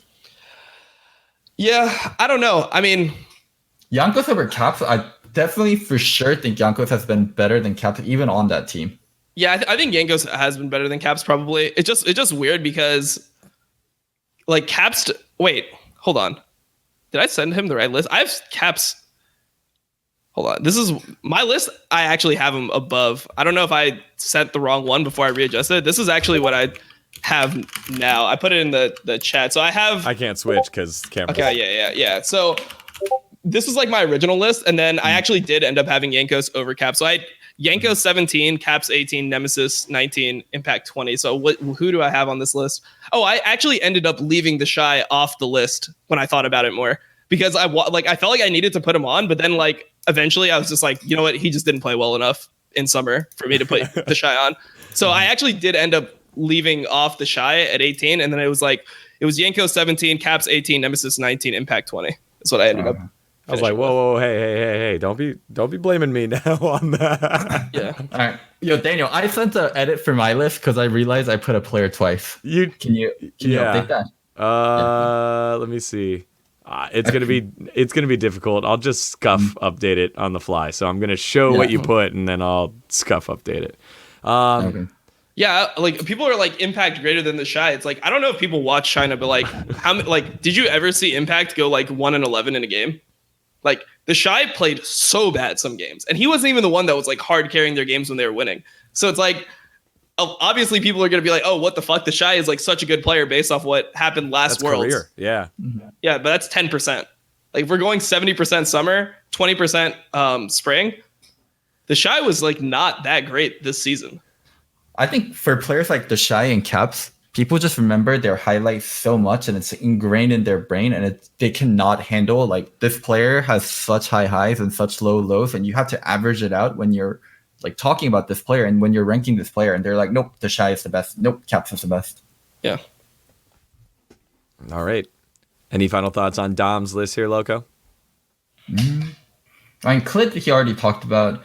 Nemesis, I'm actually pretty surprised. I think there's like so much Asian players you could put above Nemesis. Like him making the list was a little bit, I guess, questionable. Like who, for example? Let's see. You have Faker, Chobi, and then Griffin. I have Showmaker. You have all three Asian. Rookie. I have Rookie as well. I don't have Xiaohu. A lot of people put Xiaohu. I think Nemesis is better than Xiaohu, though. I don't think Xiaohu is that good right now. So from what Rad's told me, Xiaohu, like he gets put on weird ass champions like Karma when he doesn't need to be, and RNG can be a way more well balanced team, and they can play they can play to their solo lanes more, but they choose not to due to Uzi. The other one that would be like Karsa or Crisp. I had both of them on my list. I think Crisp, when you talked about Mickey X being one of the best mechanical supports, I think Crisp is up there. Like that guy was so fucking crazy good at finals. Like I've never seen someone play All-Star or Nautilus that well. So I think Crisp is also someone that could have made it. Okay. All right. So Crisp getting himself on Loco's list, not on Dom's list. Let's take a look at the rest of Loco's list. Give me a second. I'll see if I can buy time to properly see what you wanted to add. Loco, actually put it in the Facecheck chat. That I can see without having to change screens. Okay. But here we go, Dom. You can take a look at Loco's list one more time right off the bat here. Pow. So there's Loco's list up the top. Again, those top three players all different here for you guys. So the first thing I want to talk about is Loco. No, send it to the Facecheck chat. I sent it to the wrong one. Yeah. What is it? The first thing I want to talk about is I know I have Jackie Love there twice. He's that good. No, I fucked up because I wrote him as JL and also Jackie Love. So I was like, wait, I don't have Jackie Love on here, so I needed to put him up there. Yeah, but do you want me to go from top to bottom again? Yeah, sure. Okay. So yeah, I'll start with my number one, Perks. I think that one is the most contentious because I value like leadership so much, and I value being a complete player so much. And in terms of being a complete player, I don't think there's anyone like Perks. Like he's the leader of that team, like in and out of the game. He's amazing on Mage Champion. He brings a new dimension to bot lane that no one else can. Like just people are gonna play Mage Champions, but no one's gonna have like this experience of playing Mage Champion. The only real diss on Perks, I think, is how good is he on traditional AD carries. And I think he's above average on traditional AD carry, and he's definitely functional, and he's shown he can match up to pretty much everyone. I know he hasn't played Uzi yet, and I know he hasn't played a lot of the LPL bot lanes yet, and also he hasn't played Viper. Like those are the matchups that hasn't happened yet, but he's shown he can match up to pretty much anyone in bot in terms of playing AD carries. So I don't think that's a real diss at him, but yeah, like it's just really hard to poke a hole in Perks' game other than the AD carry thing. And he's just the most complete, brings a new dimension to AD carry that no one else possibly can. Mm-hmm. So it was pretty hard to decide my number one, but once I thought of the criteria and kind of what Perks brings, I was like, oh, it's Perks. The leadership aspect and the second dimension as bot lane. Oh. So second one, I think Dom, is he chopping up or is that me? Yeah, let's see. Okay, catch up. I think it's actually me. Hold on. Oh, Discord actually like me. Let me and then change something to fix. Yo, is that better? Yeah. Yeah, we're all back. Yeah. We're survived. Yeah, I think it was Discord, to be honest. Yeah, it was Discord. I just changed it to US East. It's further away, but it's gonna make it better. Mm-hmm. Okay, so did you guys hear? Did I finish Perks point without being robot? Yeah, you finished Perks point. Now you can go to Clit, I believe. Okay, for Clit, I think he's the best jungler in all the worlds. I think he's better than Tarzan. I think Tarzan is overrated. I think Tarzan is really close second, but Tarzan benefits so much from having the best laners in his region. like top. He doesn't have the best laner, but top really doesn't matter. But Chovy and Viper and Lehan, like the combination of those three for like bot and mid, they are absolutely the best laners, and him having the benefit of that means so much. So I think that's where Clit steps in a lot more. Like Mata and Teddy, they are good laners, but a lot of times early game, they don't get us that big of a lead. Like their CS differential isn't that much. And Faker, I have to, like, that's where I have to give a little. Like Faker is one of the best, but still, I have to put Clit up there. Clit always builds the lead for his team, knows exactly where he needs to be, and snowballs harder than anyone in terms of... I feel like Clit is just like, I mean, the thing that the reason why I don't think Clit is like, I feel like Clit is just a highlight player. Like he's good, but he's more of like the highlight player, less of like the like pathing god, which is what I really, really respect about like junglers. It feels like Clit is kind of like how Rush was. He's like Rush on crack. But he's Rush on crack every single game. Yeah. And Tarzan's just like, he's like Bengi with mechanics. And I value that so much because I feel like that's like what you need to really win. Like there's so many times where as a jungler you need to like know when to sacrifice, especially in this meta. Like this meta it's really hard for a jungler to carry, right? Like most of the time it's just like you just want to like build a lead for your team. So it's so much about like understanding tempo and being able to read the map like in advance. And I guess that's just like the main thing that I think that Tarzan has over Clid. I think he just reads the map like better. He just plans things out like further ahead. I think Tarzan also goes for things that are way more guaranteed than Clit. Clit will go for things that are kind of more 50-50, and he'll actually get it done every single time. And also to add on to my earlier point, I said Clit doesn't have as strong laners when I mentioned Teddy Mata. It's not even Teddy Mata. I misspoke. It's Teddy Effort. Effort. Yeah, Clit just gets so much things done early when his team isn't an insane team early. And I think like if SKT didn't have Clit, this team would cease to function. Like they would be competitive, but versus like absolute top tier teams, like they would not function. And I think Clit is such a big part of that. You think if they switched Clit and Tarzan, you think that Griffin would then be a better team than SKT?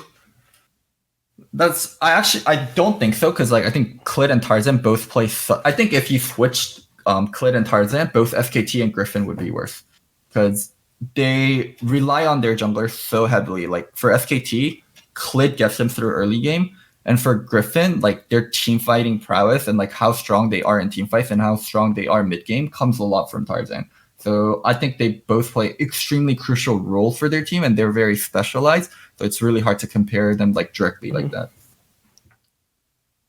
So going down my list, also another player, Nuguri. I think Nuguri is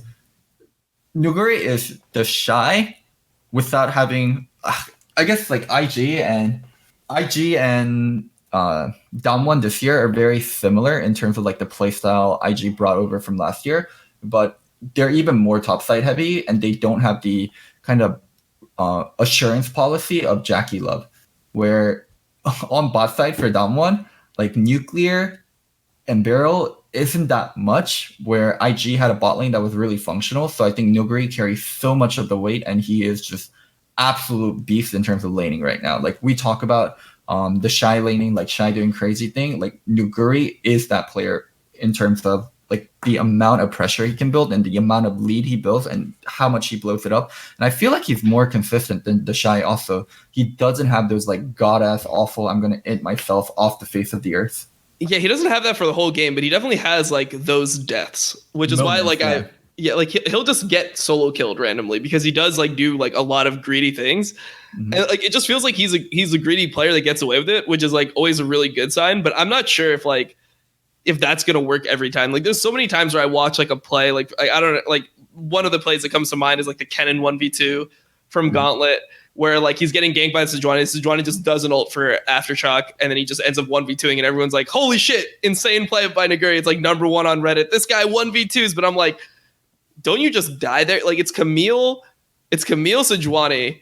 Sejuani has ult, and like Sejuani has to miss Q and miss ult to not get Aftershock for you to even have a chance at winning that play. So I see plays like that, and it's just like I want to say that it's like a really big outplay, but it just feels like it's the enemy team like disrespecting, like thinking that it's such a guaranteed kill that they just don't even put like their resources into it. You know, like they're not expending their ults. They're not like playing it like the guy's a threat. So it's just really hard for me to like know how insanely good he is. Like he also gets away with like a lot of klepto lanes. Like there was some stat about how often he took klepto and LCK was like a ridiculous amount of times.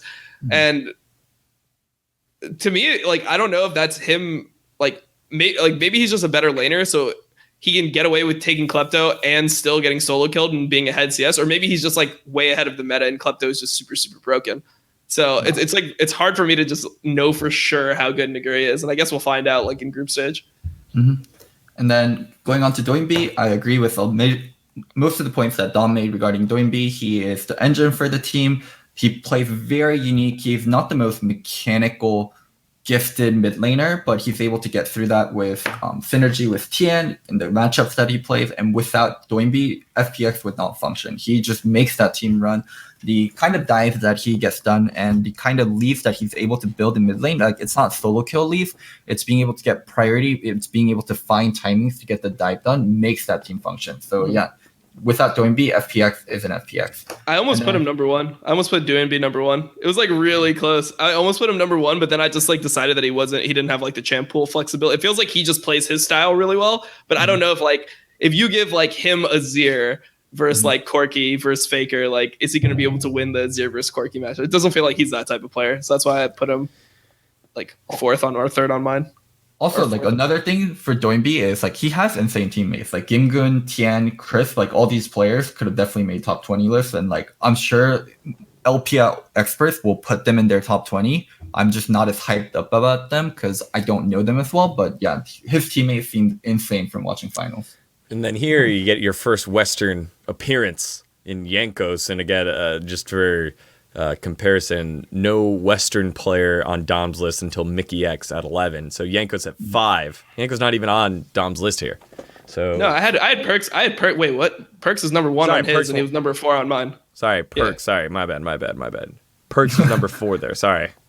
Oh, I messed that one up. So don't worry. For Jankos, when you do 70% summer, Jankos just shoots way up there. Like I think Jankos was G2's best player for all of summer, and I think potentially he's going to be their best player for Worlds. Like he knows he's just really well balanced. Like I think Jankos for me is like a really good balance of Klid and Tarzan. He ganks early when he needs to, he farms when he needs to, he's relevant in teamfight, he has a champ pool. Like there's very little parts of his game like you can put holes at. I think he's mechanically inferior to the other two, though. Like I would think that Tarzan and Klid have better mechanics than Jankos from watching him. It seems like Jankos has like is the same like game knowledge. He's like close. I would say that he's in between. Like for me, I'd say Jankos is better game knowledge than Klid, but like worse mechanics by a lot. And then he's like same game knowledge as Tarzan, but worse mechanics by a little on Tarzan. So. Like, I don't know, like, if there's a lot of picks where I just don't like seeing Jankos play anymore. Like, it's really weird because historically, people that, like, have followed his career are going to disagree with me, but, like, I don't think his Lee Sin is good anymore. I don't want to see him play Lee Sin in Worlds. Like, I think that he's becoming more of, like, the Gragas, like, Olaf player and less of, like, the Elise Lee Sin player that he used to be. He's just not as, like, he's not as highlighty as Klid, and he isn't as, like, teamfight monster as Tarzan, but he's just so well balanced. And I think being well balanced, because World's meta is going to change a lot. It happens every single Worlds where the meta starts out some way and the meta ends up somewhere else. And being able to be flexible with that meta and have your strengths overlap with that meta is so important. And I think Jankos is going to do so well in terms of that. I just feel like people are too hung up on the past. Like, because he was such a dominant, like he was first blood king, right? He was the guy who would play Elise and get first blood every game. He's the guy that would play like Lee Sin and just like take over games. Because he was like that for so long, I feel like people still think that that's what he is. But like, it got to the point, like literally in the Fnatic versus Fnatic versus G2 series, it got to the point where it would be like, if Fnatic got Lee Sin, Brox, like obviously they ended up losing a game, but like for the most of the series, it was like if Broxa gets Lee Sin, they win. If Jankos gets Lee Sin, Fnatic also wins. That's like how the series became. And, somewhat. And I think with Jankos and career lifers will say the same. He had to carry a lot harder on H2K than he did over at G2. Now with that roster, he can function less as a hard carry and make the ones that are making plays and know like that I think Jankos' best champion by far is Gragas right now. I feel like his Gragas is like his like bread and butter. Yeah, his Gragas is like, but like even better than his Olaf, I think is his Gragas. Like that's a champion where I think he's super good.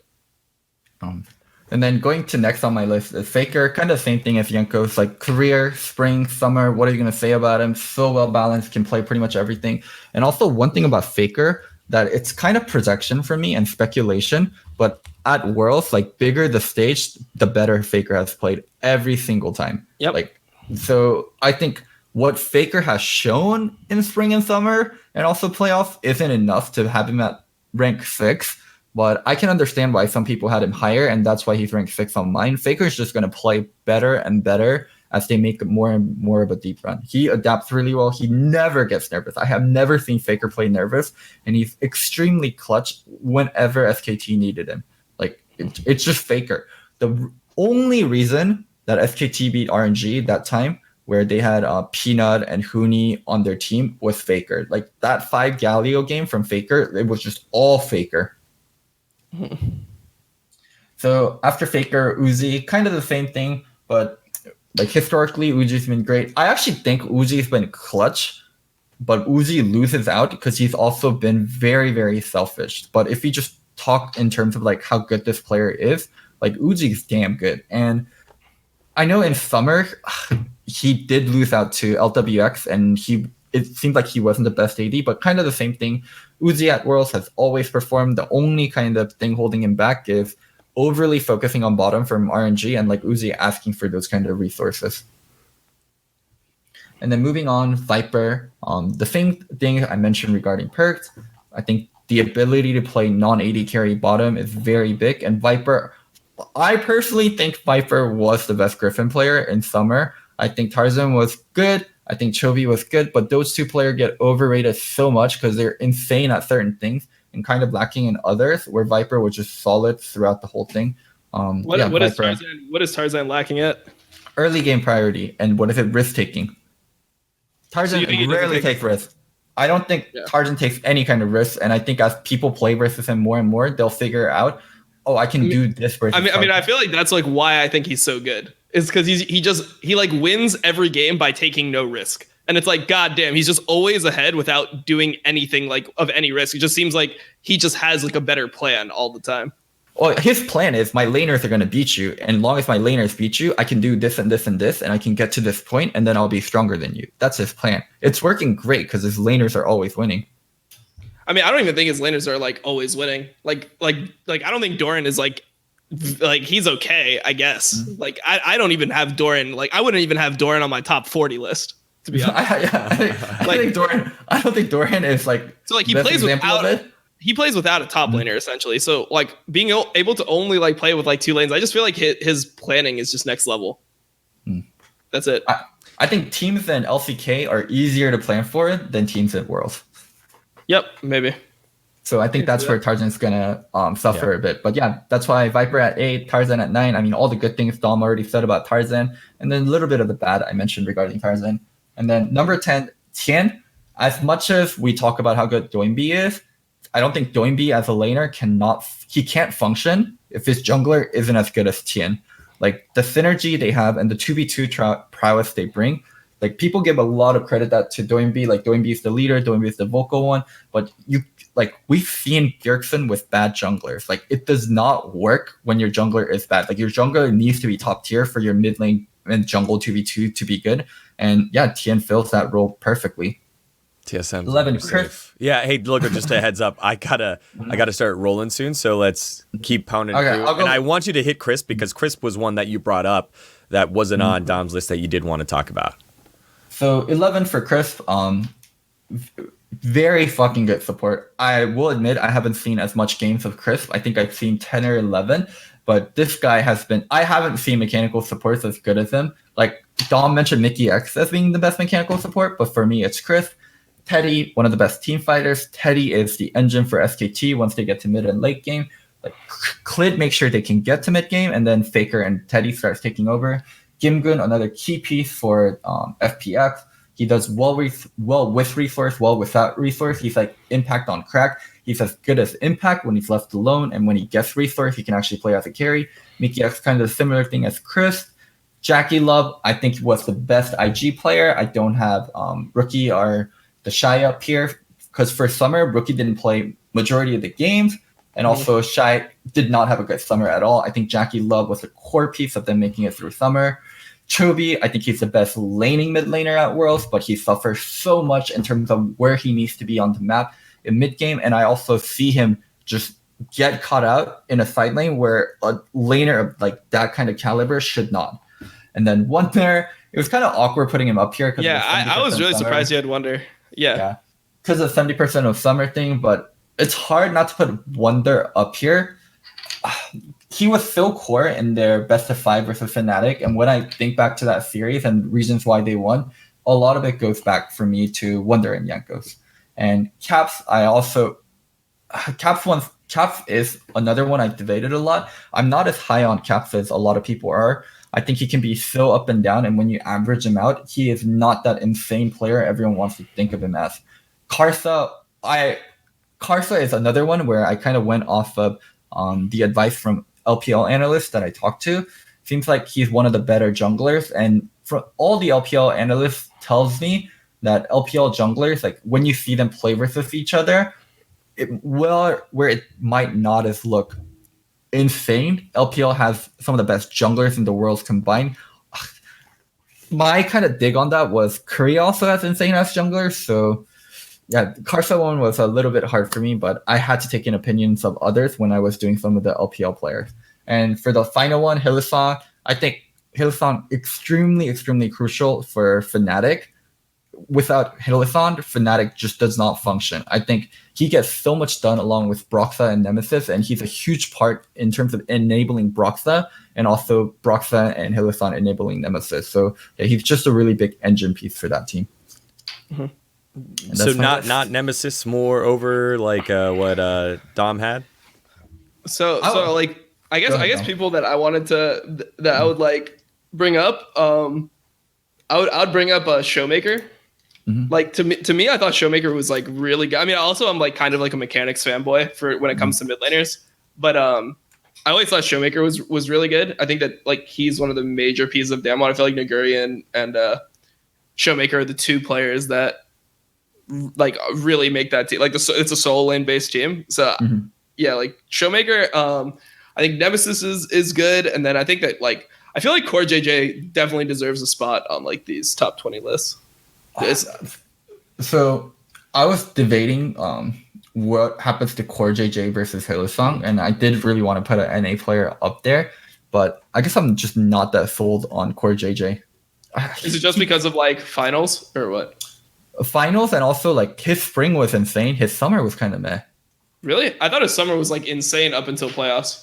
Like, because they don't like it was like him and Svenskeren as like best two players, right? Mm-hmm. So I don't know.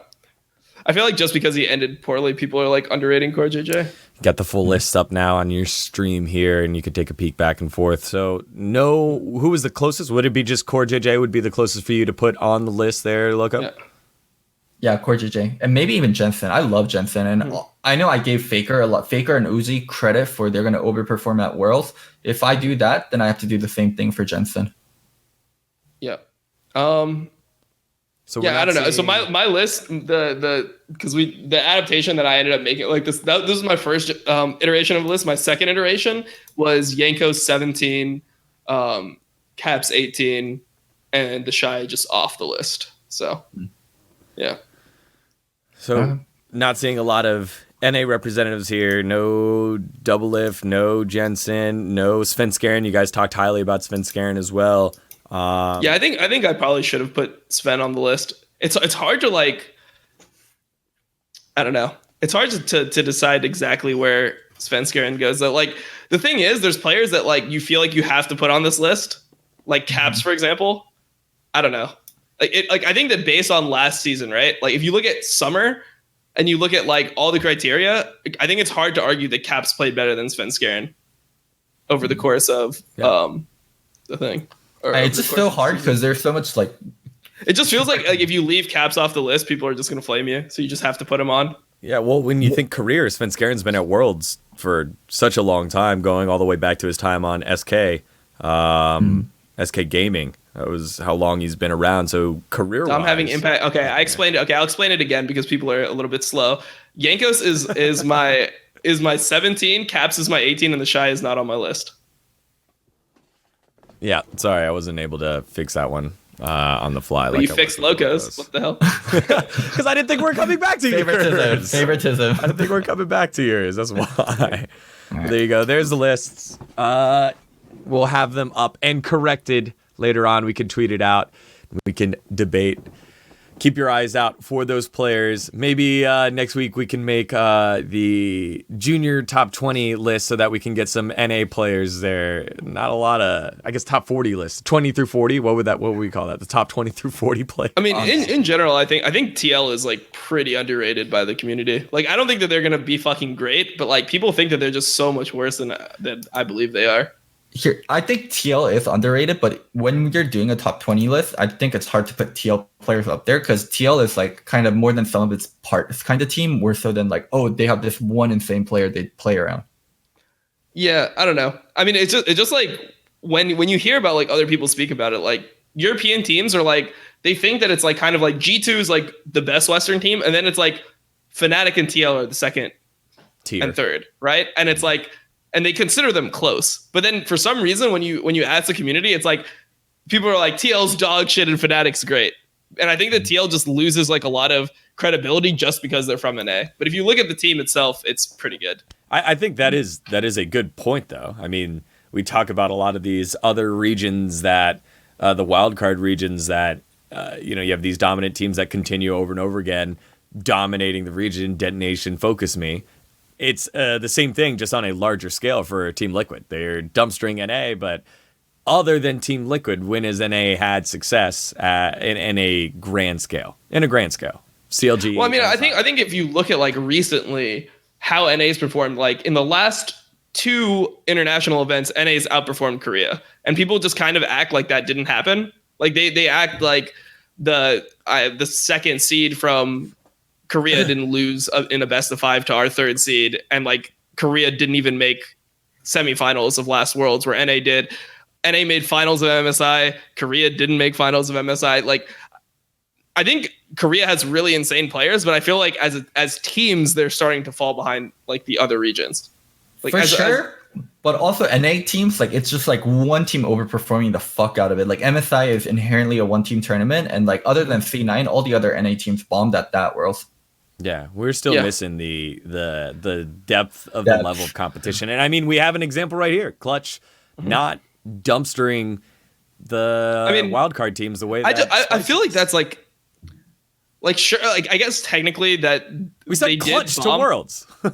yeah. Clutch is not good. We have essentially 2 representatives at Worlds, but like if you look at like NA last, it's like I don't even know if 100 Thieves bombed as hard. Like even if 100 Thieves was the second best team in NA last Worlds, like they're in a group with IG and Fnatic. Like that is literally the finals. That is literally like that's a problem with this format is you don't actually know like where teams line up. Like obviously I don't believe this to be true, but 100 Thieves could have been like a top 8 team in that Worlds. You'd never know because like other teams that get put into that group are just gonna fucking get shit on by IG and Fnatic anyway. Like that's the problem with the format is like you literally had both of the fucking like the finalists in the same group. Go ahead, Loco. Go ahead, Loco. As you said, like you don't believe in it, Dom. But yeah 100 Thieves that year, I don't think was gonna do well, regardless of the group. I don't think they were just functional as a team. Yeah, of course. I mean, they like with the Cody Sun thing, like, but I feel like if they actually sent their team and like they got a better group draw, you don't know what like could have happened. You're doing good, Loco. I'm proud of you. I saw that. Let's finish up. All right, everybody. That was our top 20 list and a little whetting of the appetite of Worlds as Clutch goes 1-1, Splice goes 2-0 and dominating their group. We'll get to see Damwon in action. And of course, former friends of the stream, Low Key Esports will take it flight here for the Vietnamese VCS team, Group C there. So if you don't have a team in that all Asian Group C group. Hop on the low-key bandwagon. Stay low-key. Hashtag stay low-key in case you don't want to support Mega or what's the other team? Hong Kong Attitude in that one. I'm interested to see who comes out on that one because that's the group we think where the upset most likely will happen. Clutch will be okay. Well, that's the one where like Splice could be in the group too, right? Yes. Yeah, if Splice gets in that group, I think they can probably get out pretty easily. No. I meant the play-in group, the play-in group C. Oh, okay. The play-in group C. If Hong Kong Attitude loses, now all of a sudden, so many things kind of open up where teams can slot in. Yeah, no, I was thinking like about the actual. Group I think stage. It's group. No, it's actually Group B. But the one with with like J Team, like that group looks super fucking weak. I think if Splice, I feel like if Splice gets in that group, they could actually like potentially even win the group. So it's really interesting. We'll keep an eye on that one. I think it was a J Team, Gigabyte Marines, and another team. I forgot who it was. Was it one of the Chinese representatives? I forgot. Either way, Group of Life there in Group B for the group stage. Oh wait, never mind. Wait, is that the FPX group? Yeah, that's FPX. No, then they couldn't win it. Then they can get second, but they can actually get out though. Yeah, that's how they would be able to get out. But to do that, I think one of the other upsets needs to happen, like Low Key or Mega against Hong Kong Attitude. Final thoughts on this episode, your top 20, and moving forward with this play-in stage? Pretty good episode. Just really hard to watch the games because the timing for it is really fucking early. And yeah. I think play-ins like are just kind of whatever. I think that these lists, like there shouldn't be that much weight put on top 20 lists because it's you're doing lists without any, like, you don't know how good everyone is because you don't see them play against each other, right? Like you give people benefit of the doubt. Like we have to kind of like assume that like Korea is still kind of good based on the fact that LCK looks so competitive, but it could just be another year where they're just not even a top 3 region anymore. They could just be the 4th best region. And like all these players that we're rating super highly, like Faker, Tarzan, they could just all be garbage. So who the fuck knows? Also players like Tarzan, I think they're so good about like figuring out teams, and they've gotten so good about figuring out their LCK teams. And a lot of his strength comes from that. And when he isn't playing versus LCK teams that he's figured out, I really question how good he's going to be. Yeah. I mean, I'm actually really excited to see like Griffin in general. I feel like they're the team that has like the highest probability to just bomb based on their history. But like, I feel like they could also be a team that could potentially like win the whole thing. So I think that those types of storylines actually give like you reasons to watch the game. Whereas before it felt like you didn't even need to watch until like in 2017, it was like, okay, let's just see which Korean teams make the finals, and it's just not like that anymore. Yep. All right. Well, that's what we'll be looking for. We'll have another episode next week to recap all the action in the play-ins and, of course, the play-in draws. Hopefully, we'll have that later on next week after all that goes down. Thank you so much for joining us. Discuss the top 20 list with us. We'll pop that up on Twitter if you guys have any feedback there. Love to see that. And we'll catch you guys next week. Thanks so much for watching.